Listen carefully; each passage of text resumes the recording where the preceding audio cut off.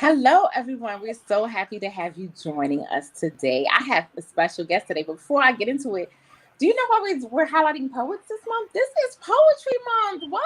Like, we have to celebrate the amazing poets. And I did something special besides for the four, except for two poets, which are some of my favorite poets, Mike the Poet and Sonia Sanchez. Everyone else is a local poet. So I'm excited about that. Yes, from the DMV area. And I'm going to introduce you to this lovely young lady that is just blowing off for her poetry, and I can't wait to wait till you guys hear her poetry. She's fabulous, amazing.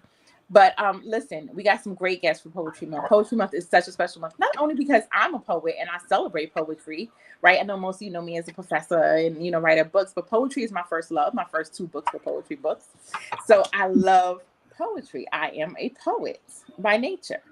So I want to highlight and celebrate other poets. Yay. So my first guest is Miss KaNikki Jakarta. No, you have to pronounce this for me. Jakarta. Just say, you said it right, but just say J. It's fine. Jakarta, right? Very good. All right, yes, all right. And the reason why I wanted her on here is not only because we have friends in common and I've heard her poetry and I love it, but because she is the first African-American poet laureate of Alexandria, Virginia. Tell me, how did it feel to be the first African-American? It feels like a privilege, I would say. Yes. I wasn't thinking about being the first Black, poet laureate or anything. I was just trying to be the poet laureate, and then I found out that that there had never been any African-American, no Black, whatever. So I was like, oh, so I already had the title when I realized, oh, this is kind of a big deal. It is a big deal. Yeah. We have our first Black Prince William County Poet Laureate too. She'll be on the show later on this month. But I'm just amazed. Kimby Miller. But I'm just amazed that we're still saying first Blacks. Anyway, right. That's right? What I was. But I had that same thought in mind. I'm glad you brought that up because I was, like I said, I wasn't thinking about it like that. And then I posted, that I was the poet laureate. And then it was at Fairfax County Magazine. One of the magazines from Virginia posted, they did an article on me and they said, Alexandria introduces its first African-American poet laureate. And then it just blew up from there. Like so many people were sharing it. I got getting all of these inbox messages, once they put it up on Facebook, it got shared so many times. It was amazing. Yeah. Yes. Well, I want to say congratulations. I'm excited. I was happy when Kim got it too, but even though I feel like, we've had people throughout our history who were the first at many things, I'm still excited that you got the recognition that you deserve. So, I brought you here because first, before we get into your poetry, I want you to talk about all the wonderful things that you've been doing since you've been Poet Laureate, because I know you're doing some wonderful things in the community. It is so. You want me to choose to talk about some things? Because I'll just choose your top three day trying to talk about that. As Poet Laureate, I am commissioned to write different poems for the city. And during this term, I have written poetry for two Black men who were hanged in the area back in the 1800s. And so I had to write about that. And they had a memorial for them as well. There's also a graveyard that was discovered under a service station that this lady found out that it was there and said, hey, you have to dig this up. So I was able to pen poetry for that after they, got the service station from on top of it and, memorialized it, found out who was buried under it. Yes. And I got to perform poetry for their, their descendants, which was amazing. Yeah, which was amazing. Amazing. Yeah. So of course, and then I get to do poetry for the tree lighting ceremony for Alexandria's birthday. So as a poet laureate, I am learning a lot about history. I hated history growing up. So this is they threw you in the history. Yeah. They threw me in the history. My dad would be so proud because he's always talking about I am so trying to make sure that I am leaving the right history and making sure that when I was writing about the young men. I wanted to make sure that since their stories were in my pen at the time, that I am writing about not how they try to highlight us as these horrible Yes. people, whatever. I wanted to make sure that I'm leaving their legacy better than it was before I got to write about them. So as poet laureate, I'm doing that, and then of course I was already hosting poetry shows. I do consulting, for publishing and human resources and marketing. So I'm already doing that. And I have a Write Like a Woman group that has been going strong for 5 years. So it's been great. So I was already doing that, hosting poetry at Busboys and Poets, and now of course we're doing a lot of things online as well. Yes. So, like I said, can't stop, won't stop. Gotta keep moving. Do it. All right, we are excited. I want you to. I don't know what poem you're gonna do first, but it's your choice. We want to hear poetry today. This is Poetry Month, so we want to hear. You can feel free to stop and explain anything you need to explain about the poem. So the floor is yours. All right, so I'm gonna start with this piece called "Walking."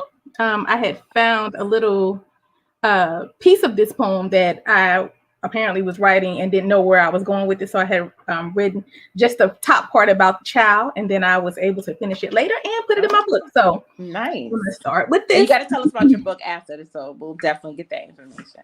Okay, cool. It's called "Walking." When a toddler stands for the first time, an audience assembles, a cheering section emerges, hope urges a first step.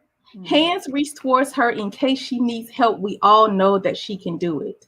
So we wait and we anticipate the steps she'll take, the ones that will give her the cognizance and confidence to walk in her walk. And when she falls, she's met with applause, hands extended for assistance to help her stand again, encouraging her to begin again, because life is a walk and we're all willing to talk her through it with a little bit of encouragement.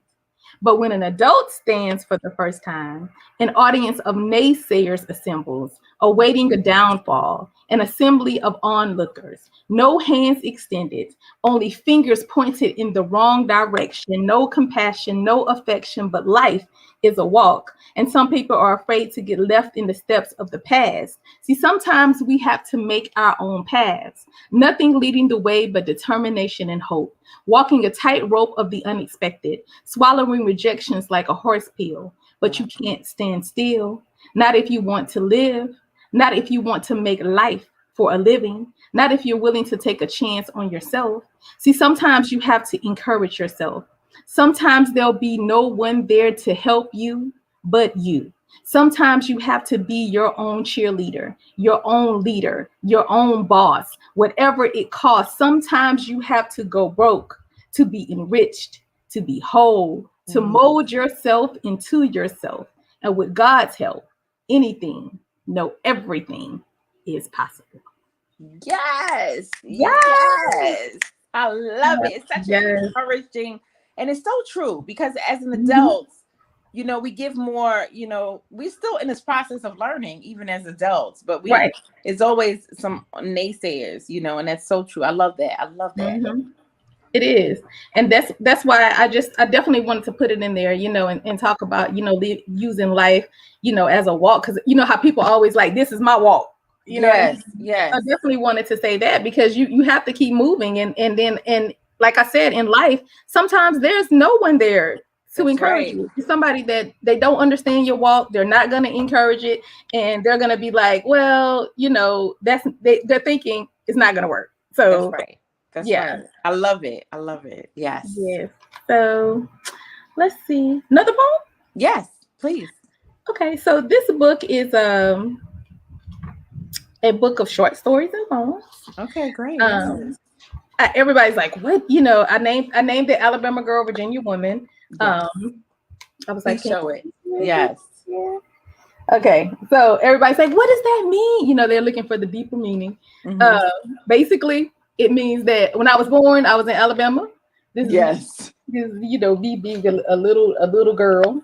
Well, that's actually my high school picture. That's me as a woman. So basically, I say Alabama birthed me, Virginia raised me. When I moved to Virginia, I was 21. So that's the deeper meaning. Alabama had the girl, Virginia got the woman. That's right. I love it. That's pretty much what it is. People are like, what does it mean? What is the deeper meaning? Right. No deeper meaning. That's what it is. Yes. So I wrote this poem inspired by Langston Hughes. Nice. I'm going to read his poem first, very short. Okay, yes. It's called Young Prostitute. Mm. Her dark brown face is like a withered flower on a broken stem. Those kind come cheap in Harlem. Wow. That is his poem. And it inspired me to write a poem entitled Young Flower. Mm. She bloomed much too soon for her intellect. She learned much too slow to gain self-respect. Plucked before she familiarized herself with her own roots and the foundation that she'd grown from. No one told her to stay rooted in the garden until she had learned to set herself apart. No one told her to guard her heart because she was beautiful and told often, like a flower in a garden of weeds. She was pleased with compliments, and it was evident that she was young, sprung from good genes, but no genius. But she was smart enough to know that she sat on a gold mine, and in hard times she'd worked at, but didn't know her self-worth. If she did, she'd know that it wasn't worth selling, not even for rent, not even for food, not even for compliments, not even for the power of being independent and alone. Her dark brown face in a state of bitter indignation at having been treated unfairly by herself. If only she didn't seek validation from someone else. If only she could perceive that she was untainted seed planted on good ground for germination, growth, reproduction, pollination. If only she'd make room in her headspace to validate her very existence. If only she would view her life stages as learning experiences. She was soft-spoken.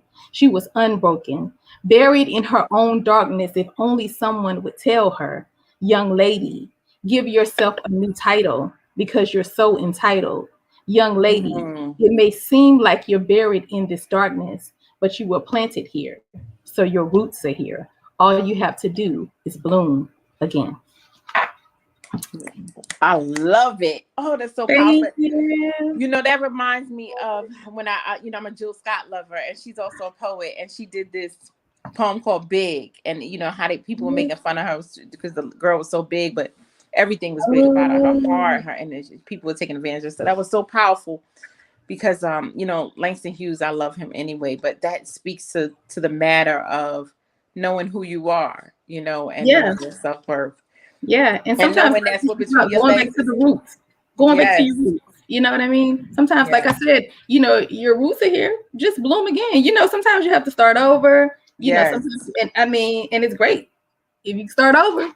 Start over. And then sometimes, we have to think about. We always think about like not wanting to start over, but sometimes it's not starting over. It's just starting again. Two different things. Yes. So good. Yeah. So good. Yes. All right, I'm ready for the next one. I love it. All right, next poem. All right, this one is entitled Closeted Confessions. It's been a long time since I read this too. All right. Periodically, I clean out my closet. There are no skeletons there, but sometimes it's in disarray. Ironically, on this particular day, my daughter, who was 10 years old at the time, decided to join me in the task. I was happy with that because she showed cleaning initiative. And since these years are primitive, I welcome her assistance. Paying close attention to the way that she organized, I quickly realized that she was mimicking me. It was easy to see in this walk-in closet. I wondered if somehow I had caused it. Children copy what they see, but I wanted her to be like herself, not entirely like me. The organization was complete. Everything was in a particular place, all nice, all neat. She sat down and said she needed to talk to me, to have a seat. My heart beat quickened. I wondered what else I had been missing in my busyness of life. Wondered if I had neglected being a mother by being a wife. I told her she could say anything to me. No matter what this confession would be, I'd always love her. She knew that as fact. She said she had learned truth as a lesson, and this was the perfect place for her confession. It was time for truth. And even in her youth, I could see the seriousness on her face. I was braced, holding my breath, wondering what secrets had been kept, and finally she spoke in a tone of confidence. I've decided to come out of the closet, she said. I shifted closer to her on the bed, my arms extended in the shape of an embrace that she didn't accept right away. She had more to say, so she said it in a tone of confidence. I am straight. I responded, but wait. And then it was evidence. It made perfect sense. If gay people have to come out of the closet, straight people should have to do the same. It's a shame that we don't all choose to follow the same rules. But what if we did? How we can push this world on a shift where everyone was truthful and came out of the closet. I would love her anyway, if she was straight or gay, because sexuality does not determine whether or not someone is deserving of love and affection. It is the connections that we make. And since I've never come out publicly, I am KaNikki Jakarta, and I am straight.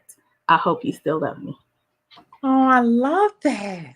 It's been a while since I read that. No, I love that because it's great. It shows that we all have our secrets, right? And really, we live in this life, so we're struggling with all this humanity. You know what I'm saying? No matter what we choose in our sexuality, and there's so much thoughts about that. But I will say that we are all struggling as humanities, and we all do need to come out the closet, whatever it is. Whatever it is. Right, and be our true self. Yeah, so but we're so afraid to be judged that we don't. Yes, and that's a problem, especially in this society. You know, everybody is scared to be judged for one reason or another, and so I agree with you. Yes. I think it's a crazy world we're living in with social media, and judgments fly. You know what kills me about judgments? It's like it's no longer where you can sit in my face, I can sit in your face, and I can tell you what I'm thinking. I'm judging you behind a screen. I'm judging you without even knowing you. I'm judging you. Somebody said something about you, and now I'm judging you based on something somebody else said that happened to me. So I know how that feels. Right. You know, I had a big friendship with somebody I was really close with, and because she ran her mouth, now people didn't want to be my friend. And I'm like, wait a minute, you don't even know me. You judging me over a lie, you know? And so we have to be so careful about that because we never know who God is connecting us with. We never know who's going to be our next blessing. We never know who's going to be our next breakthrough. So I love that. Come out the closet, whatever you are, whoever you are. Yeah, yes. I've always said, you don't know. I have to say it like in my whole country. Yes. You don't know nothing about me unless I told you. That's right. There it is. That's right. Yeah, and I've never been the person to because you notice that people bring different things out of you, right? Yeah. So even in friendships, you have certain friends that you go to about certain things. You might have the mentor friend, you know what I'm saying? You have a friend that's like more like you, right? So you may have, the Christian friend. So like when you're going through whatever, like I'm gonna call so-and-so because they're gonna pray for me, or I'm gonna call this person because they're gonna be like my cheerleader. I'm gonna call this person because they you know what I mean? So even, in friendships, we have those, different types of friends. But I've never been, those people bring different things out of you, right? They do. So I've never been the person to judge someone based on what somebody else said, because all people change. They have time to grow. So like the relationship that you had with someone does not necessarily mean that they're going to have the same relationship with you. That's so true. So true. And it's not the same strokes as it's not the same strokes with different folks get different strokes, right? That's true. People and even romantic relationships with one guy, he won't be faithful to this girl for nothing, for one girl, and then he'll go get with somebody totally different and love him and be faithful. You'll be like, wait a minute, is that the same man? Yeah, that's the same man because he got a different woman. Exactly. And it doesn't mean you're less. It doesn't. Mean she's less. It doesn't. Like I said, sometimes I remember I dated this guy. Funny you bring this up. I dated this guy early on, in my teenage years or whatever. Yeah. And when we got to be adults, he was in an abusive relationship with this woman. And, everybody, we dated for a while. So everybody was coming to me later and was like, were you secretly abused? And I was like, no. So I had moved to Virginia at the time. So I called him. I'm like, what is going on with you and this woman? And he said, she's abusive, right? This is what he said. He said, she's abusive, but he said, she hits me, right? And she keeps on hitting me and hit me until I hit her back.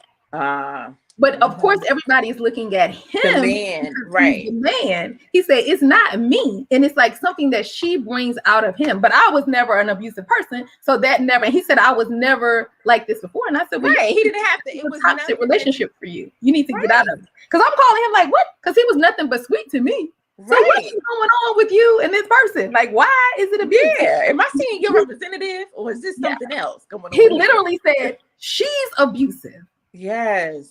Yeah. So, like I said, different people bring different things out of you, and you just have to be careful with the energy. You know what I'm saying? You have to be careful. Because I mean, like I was just saying that I was riding in the car with my brother and his girlfriend. They were taking my husband and I to the airport when we were coming back.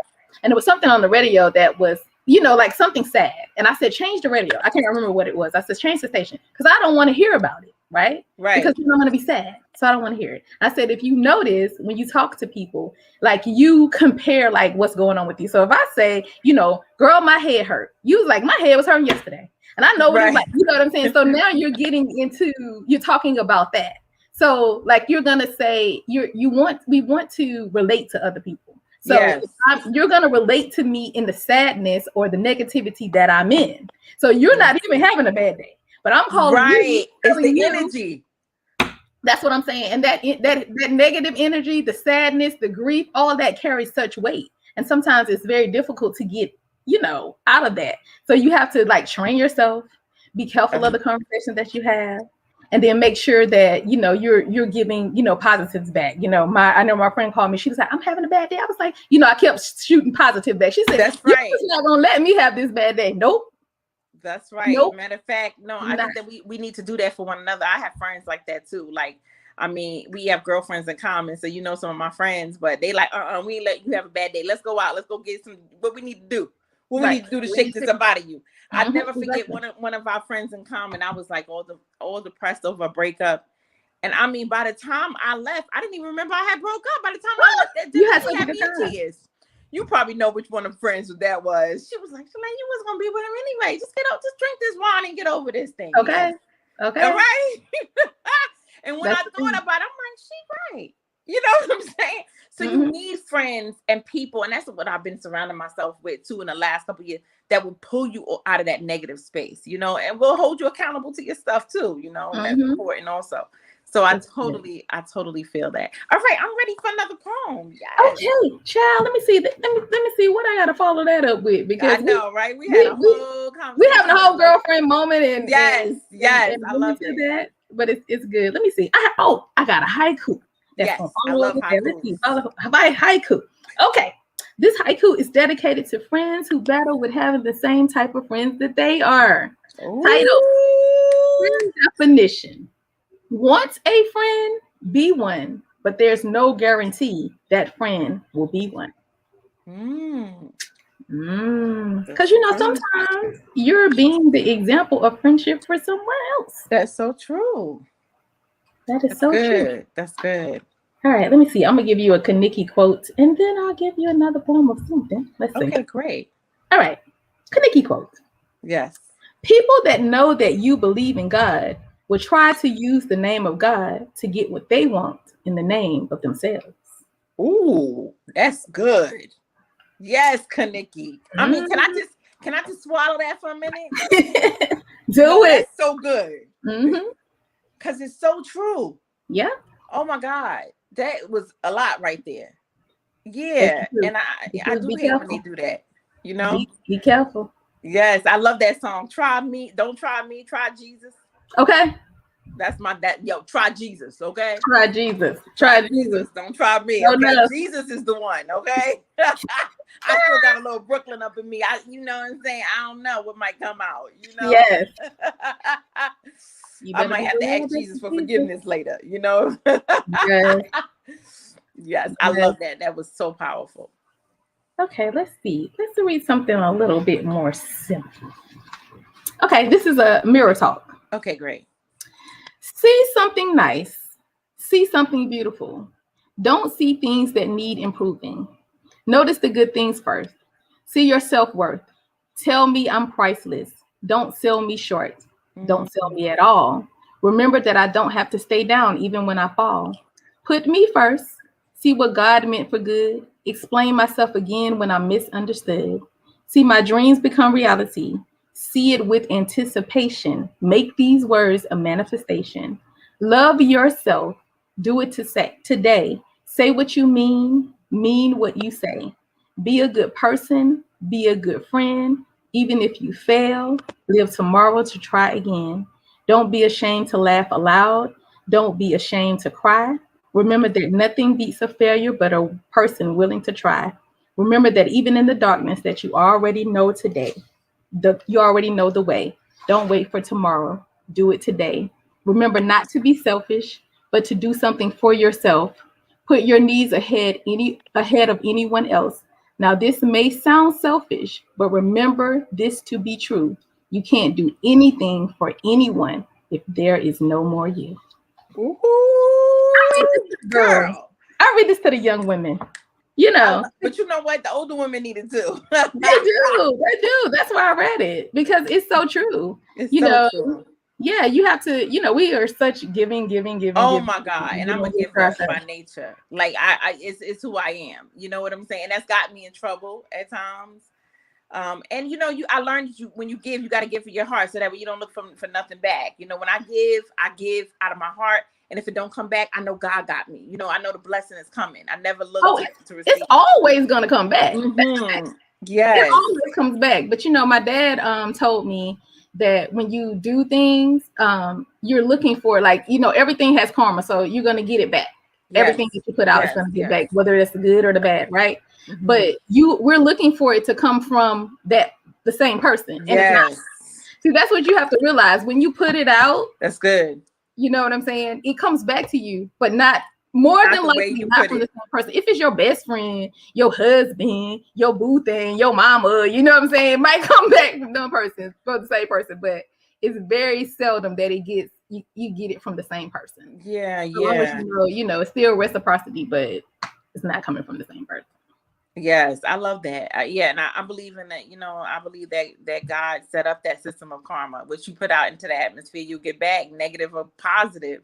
And even we watch people, and this might be controversial, but we watch people later on in life change their ways, but they committed some crazy crap back in the day, and they, and even though God is gracious and His, I feel like His grace and mercy, and He understands.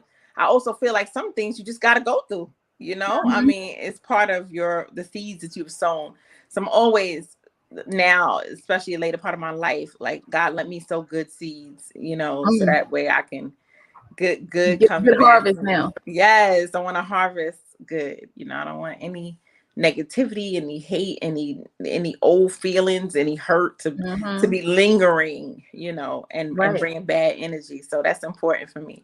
All right, I'm gonna ask you to do one last poem. What's your favorite poem? Did you already read it? Do you have a favorite? My favorite poem. I don't know. I gotta think about that. Nobody's ever asked me what's my favorite poem that I've written. Nobody's ever asked me that. So I'm gonna think about it. Yeah, think about it. Yeah. I guess the poems that I think are the favorite are the ones that I have a couple, but maybe the ones that I felt so emotional about. You know what I'm saying? And it was just kind of wrote it from an emotional state. I don't forget them. So those were probably the ones that. But yes, I guess it's hard to choose. Who's your favorite poet besides yourself? Me.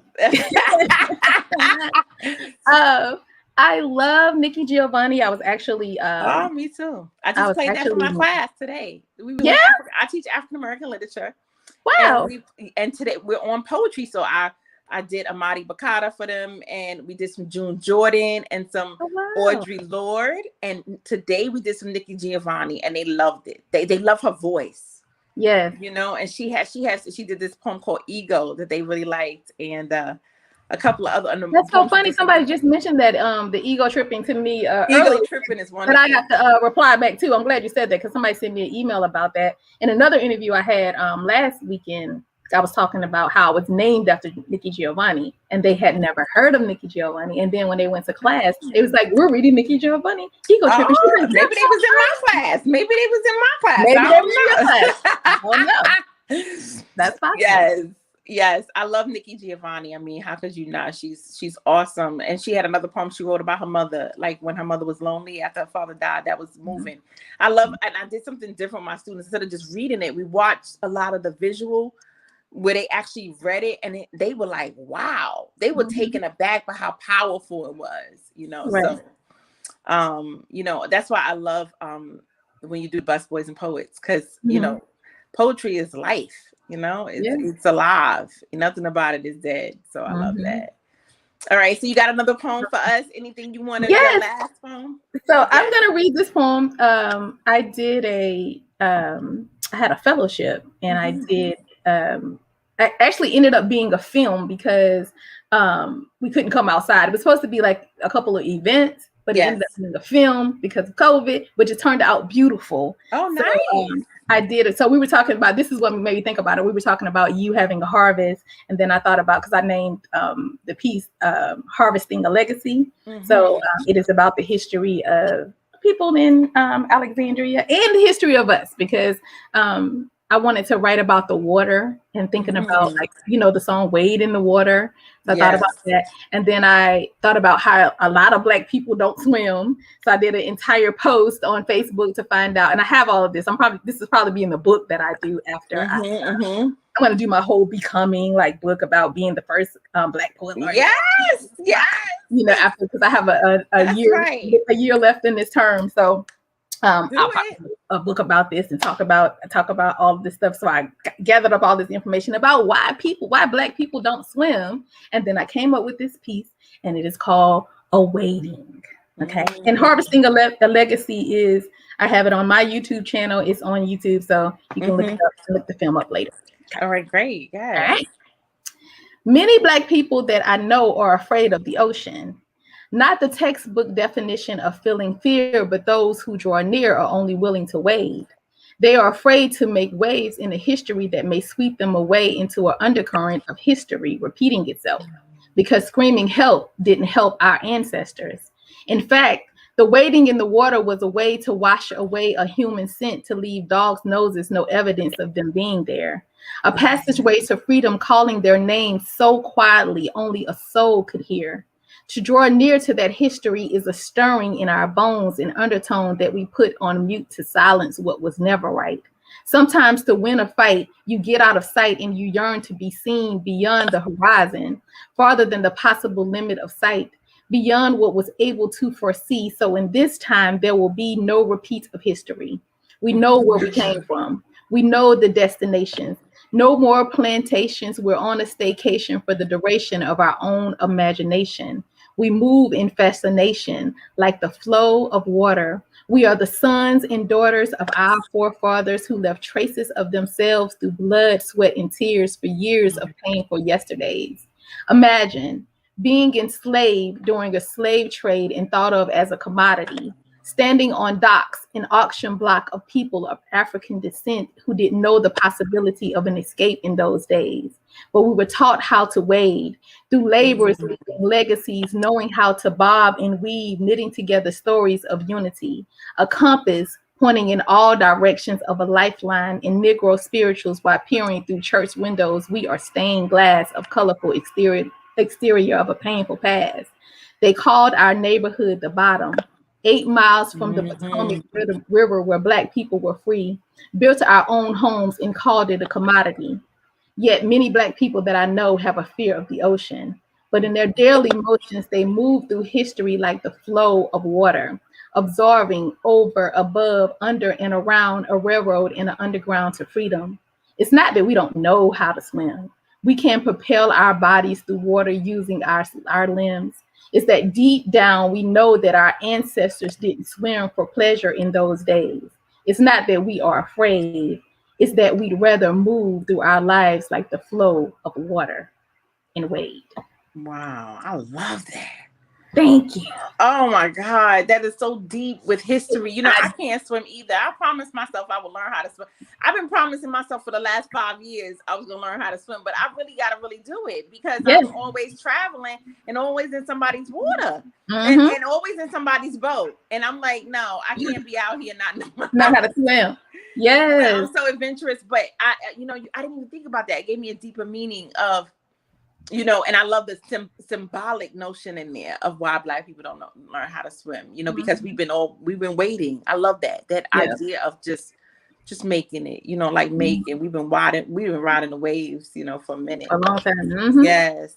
And making our historical context that was born into that poem was so powerful Thank you so much. about yes. I love I had to dig deep. I had to dig deep for that one. You hear what I'm saying? Yes, but you know what? I love it. My show is where you can dig deep, any deep. Tell us about your book, where we can buy your book, where you are on social media, where people can find you, so you know they can be a consumer of your products. Yes, please.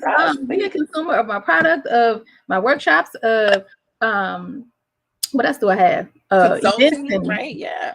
Book clubs. I'm ready to do some more book clubs. So let's do some more.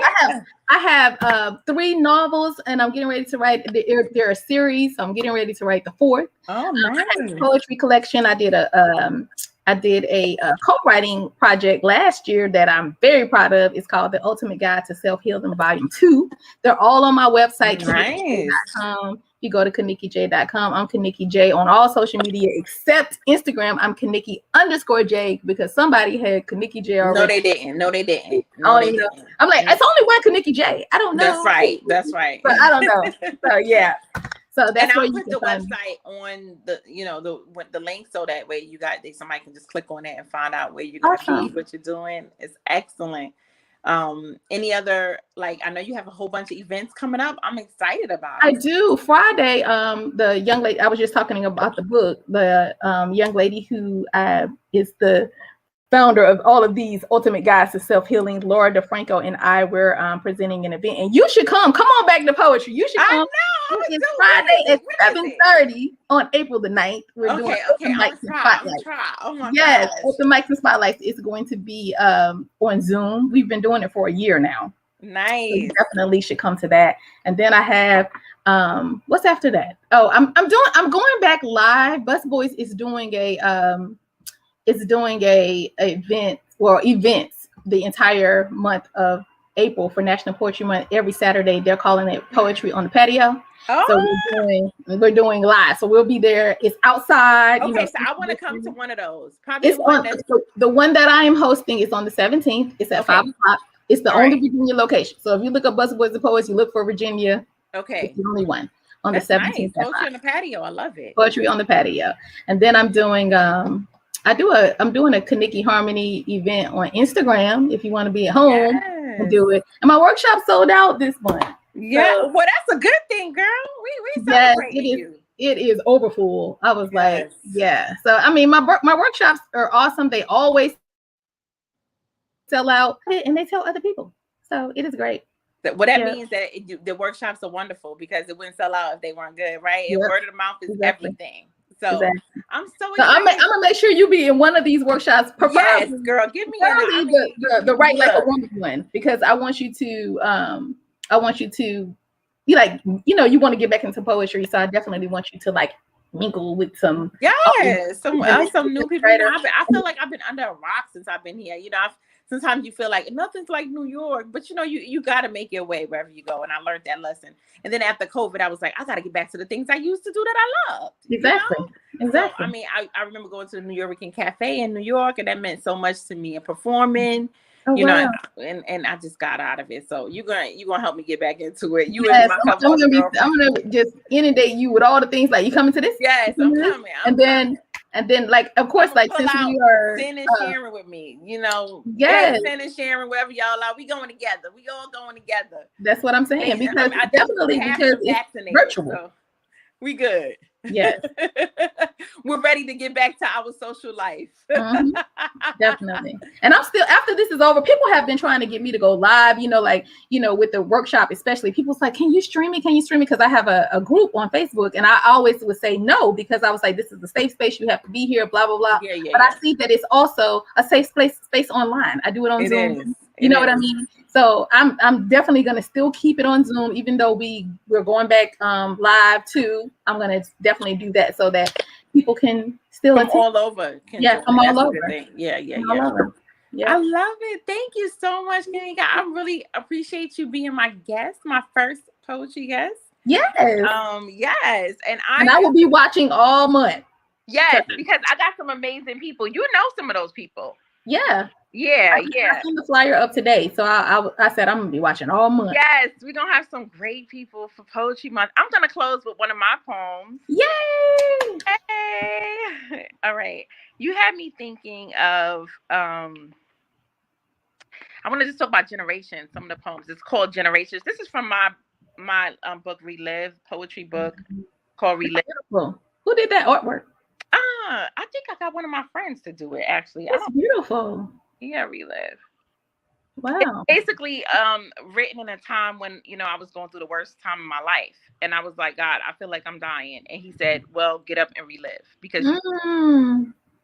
you can't give up now. You got to relive. If you feel like you've reached the point of death and you can't go on, you can't give up.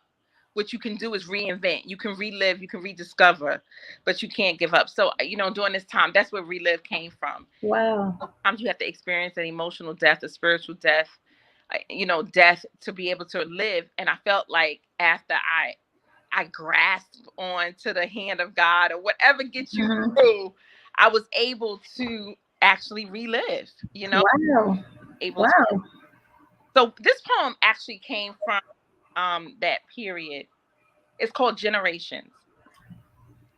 Sitting in the hotel breakfast room, black woman approaching 40, creasing a new direction in life behind a group of elderly black women hee-heeing about what they had accomplished. Mm. Girl across seems to be approaching 30. We are both sitting alone and engrossed in technology of our lives. For a second, we glance at each other, smile, acknowledging the mutual struggle, black women, intelligent, alone. Unpacking our lives in a room with no walls or rules or roles. Mm. One couldn't help but overhear the cackling of our elders about how the generations haven't changed. The young people ain't got no respect. The young black man don't want us no more. They don't want to marry us. When they do, how chivalry is dead in this day and age, or how we don't dress right or cook no meals no more because we forgot how to be wives. About young women so concerned with their career, Mm. not men or children. How black youth has made technology their god. And oh my, that music and clothes they wear detestable. Then we look at each other again, this time with no smile, saddened by the promise and hope our elders express.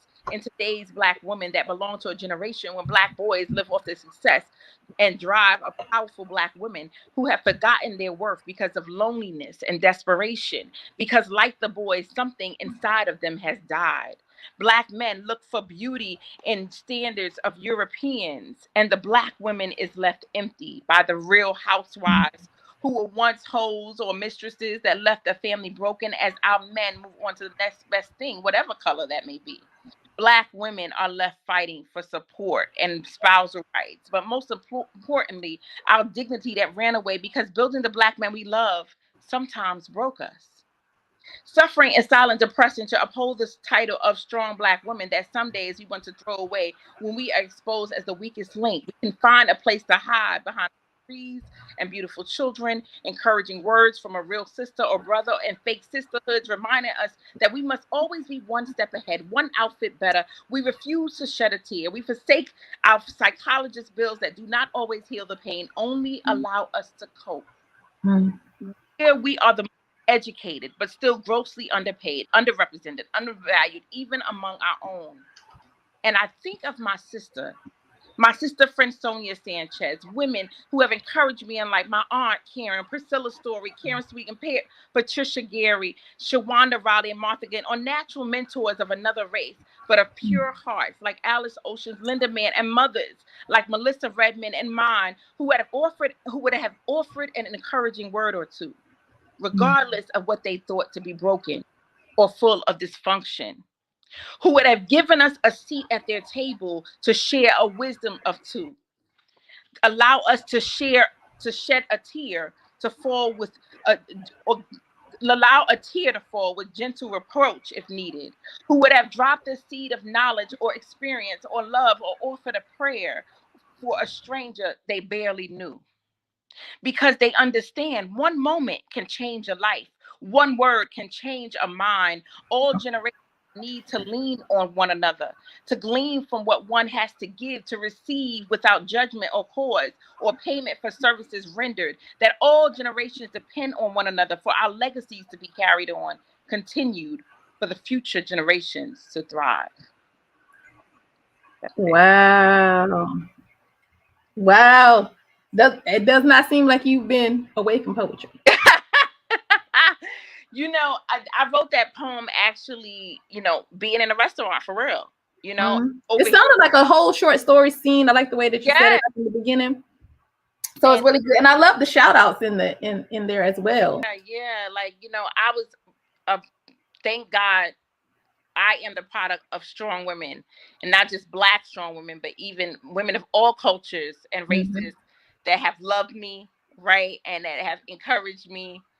And so it had broke my heart that I was sitting across from this young woman, and we both heard what the older generation was saying about our generation and younger. And you know, and I was thinking, my mother wouldn't have done that. You know, my mother would have came over and said, "Hey, but baby, you want to come sit down?" And she would have encouraged me, you know, and she would have gave me some wisdom, and I would have left that table feeling like I had some life in me. Not that, you know, that those words kind of stabbed, right, my heart. They right. That's generations. Thank you so much for joining. You're welcome. Thank you for having me. Yes, we have to do this again. I can't wait to join some of your events. I hope some of you guys that are in the DMV area will support KaNikki and join some of those events. We're gonna have a good time. Thank God that things are opening back up. So hopefully you'll get that vaccine so we can, you know, at least you can come and do some open mic nights with me, you know, and she hosts some open. I'm gonna be at a couple anyway. So come see us. Busboys and Poets. I know you're there the first Mondays, right? Right, first Mondays. We're online right now. So online. Okay. We're Busboys and Poets on Instagram, live on Instagram. Well, Instagram is good too, so I can't wait to see it. Thank you so much. I hope you guys pick up the book. I don't have your book, KaNikki. I'm gonna buy it today. Thank you. And I hope you guys support her. Support poets. Remember, April is Poetry Month. We have so many great poets coming up. And thank you for our first African-American Poet Laureate of Alexandria, Virginia. Thank you for joining me. Bye-bye, everybody. See you next time. Bye, y'all.